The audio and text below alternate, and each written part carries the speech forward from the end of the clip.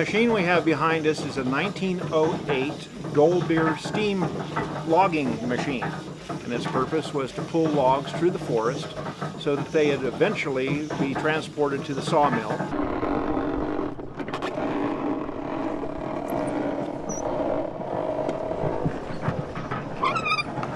So this steam engine operates essentially by a wood fire boiling a steep kettle full of water, creating steam.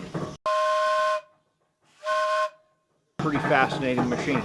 It carries a variety of whistles on it, but back in the day really it only had one whistle for purposes of communication within the forest. If there was a need for communication over the side of a hill, they would have what's called a whistle pump. A small boy that had a wire that was attached to the whistle, and he would watch the logging operation below and then pull the whistle at the right time so that the steam engineer could engage the machinery and pull the log up from an area where the engineer couldn't exactly see it.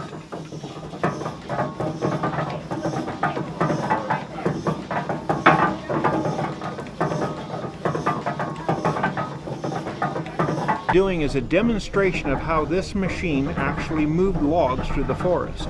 Essentially, the loggers would drop the trees and this machine would roll the logs into two-pole chutes, which is basically a road through the woods. They would drag these logs through the woods, eventually dumping them into Shaver Lake, would be gathered up by the steamboat, the Michigan, transported over to the sawmill. The sawmill would then cut them into boards.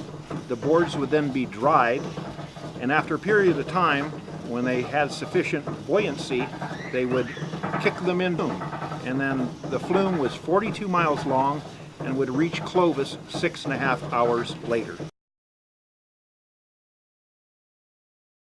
So at the turn of the century, this was the latest and greatest technology.